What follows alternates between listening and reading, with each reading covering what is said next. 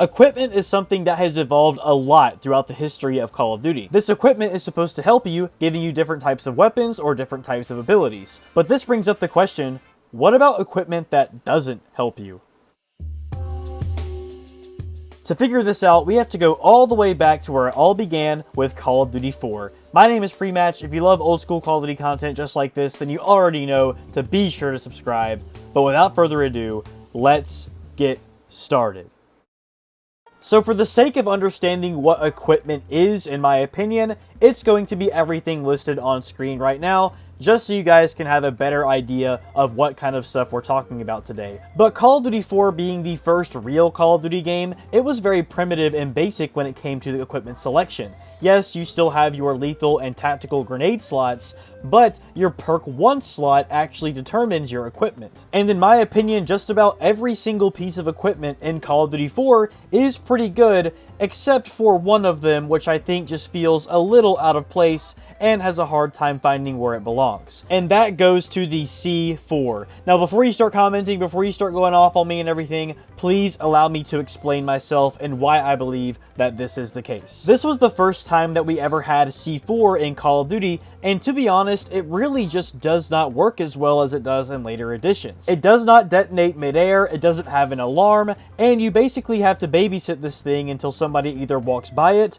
or you throw it over a wall and hope that you blow somebody up. The C4 is definitely not useless by any means, but if we're talking about using it for offensive purposes, like getting people off of objectives or getting people out of camping areas, there really is just better options. For example, frag times 3, or even the RPG. But let's say that you want to be the guy who just throws the C4 down and you want to blow people up with it when they walk by. Well, you're gonna have to babysit this thing until you see someone do it, and you might as well just shoot them in that case. And plus, the Claymore exists, which will do the work for you. You cannot detonate the C4 in Call of Duty 4 unless it first hits the ground, meaning that you cannot detonate it midair. And also, on top of that, you can't even pick these things up once you place them down. So God forbid you make a mistake and, well, looks like you just lost your C4. Now, a lot of these issues that I'm talking about right now were fixed in later editions of Call of Duty,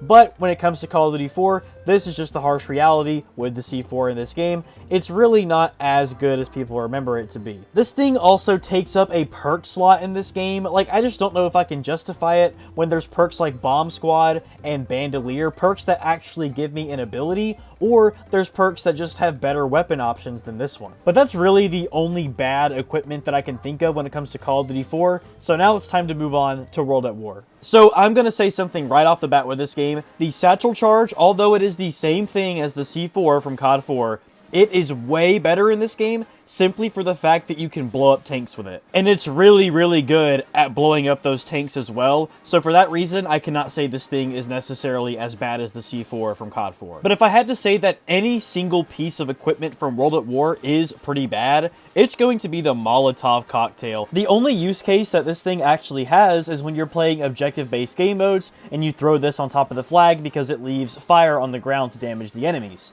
But in all practicality, there is the N74 sticky grenade and the regular frag grenade. They're just better in like 99% of situations, more so than the Molotov. If you're going to use this thing as an actual grenade, it's literally terrible. You basically have to direct impact them with the bottle in order to even kill them, but I get the purpose of this thing is to leave the fire on the ground.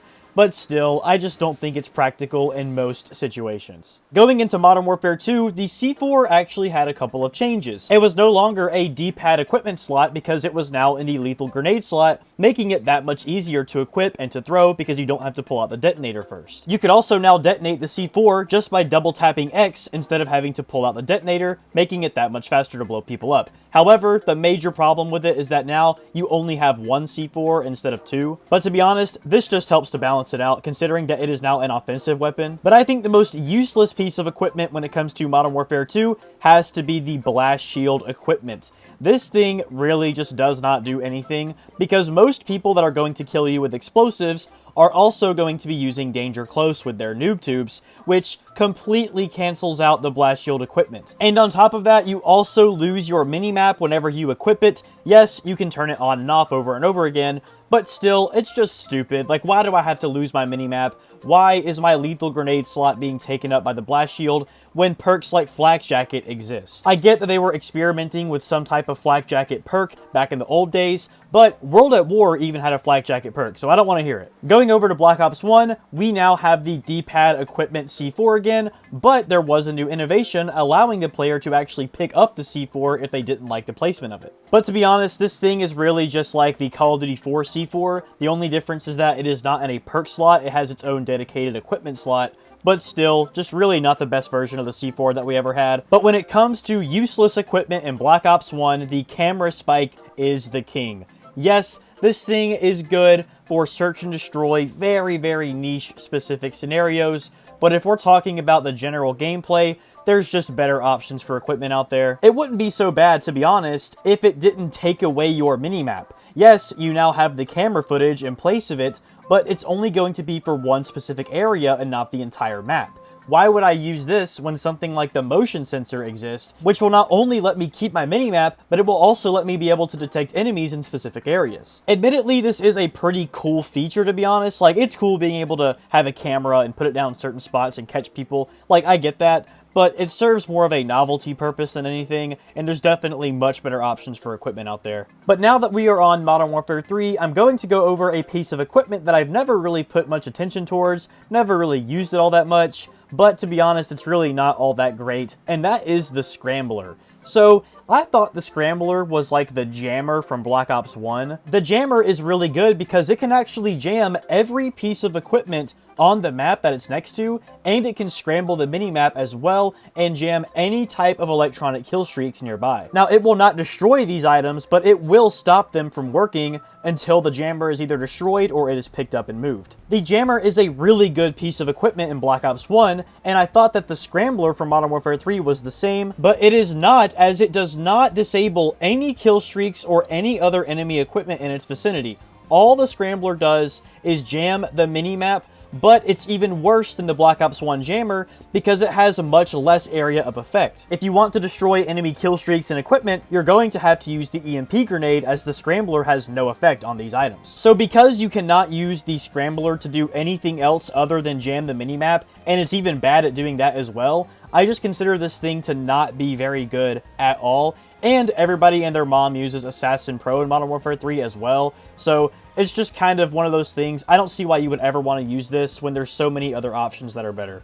But on to Black Ops 2, a lot of people might be quick to say that these two pieces of equipment are pretty bad, that being the Sensor Grenade and the Black Cat. I'm here to tell you that that is just not the case. The Sensor Grenade is actually kind of underrated, to be honest. It's much better on game modes like Search and Destroy, where you only have one life per round, but it's still actually pretty good in other modes as well. When you throw the Sensor Grenade, it will pop people up on the minimap like there is an orbital VSAT for a few seconds. That is pretty freaking amazing, if we're being honest here. The Black Hat is also underrated as well, because it lets you destroy enemy UAVs and other kill streaks, while at the same time having an available secondary slot for a pistol, not having it hogged up by a rocket launcher. You can also hack enemy equipment through walls as well, which is pretty freaking cool. Now, admittedly, this thing is not super great for taking out bigger kill streaks like helicopters and whatnot, but it's still pretty useful. But we have now officially entered the era of overpowered C4s when it comes to Call of Duty. Not only can you run 2 of these things in your lethal grenade slot, but they have a much farther throwing distance. You can detonate them mid-air by double tapping X, and they are really, really powerful. You can also run Fast Hands, which is a perk that lets you throw equipment faster, making this even more overpowered.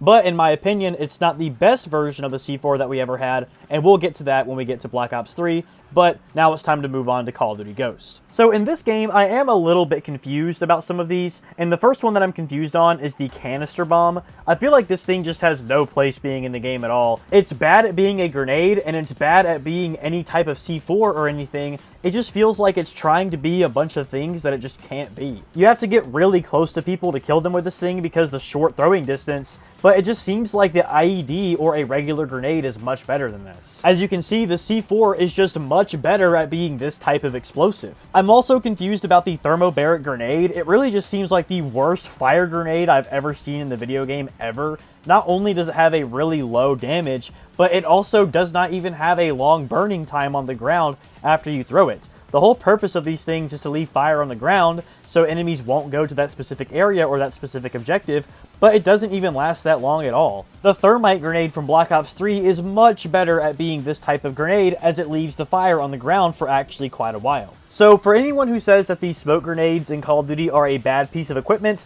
I do not agree with that at all, simply because I think that they are really good for giving you visual cover, but in Black Ops 3 they're even better because not only can you run 2 of these things, unlike most other Call of Duties, but the smoke grenades actually hide you off of the minimap even if a UAV or anything like that is active. But the C4 in Black Ops 3, in my opinion, is the greatest C4 in Call of Duty history, and this is why. It has an alarm on the C4, which is absolutely amazing, allowing the player to throw a C4 on the ground and not have to babysit this thing, because you can literally just get the alarm pop up and you can detonate it. The C4 is not an offensive grenade in this game like it is in Modern Warfare 2, 3, and Black Ops 2. It is another one of those booby trap type things that we saw in Call of Duty 4, but the C4 alarm makes this thing absolutely amazing, especially on game modes like Search and Destroy, where everybody only has one life. When we go to Call of Duty World War II, the most useless piece of equipment, in my opinion, has to be the signal flare. This thing really just is not that good at all. It doesn't even burn for a while, and you can still see through it pretty good as well. This is not to be confused with the World at War signal flare. This thing is much better, as it is way brighter, even busting through the perk shades, which is supposed to counter it,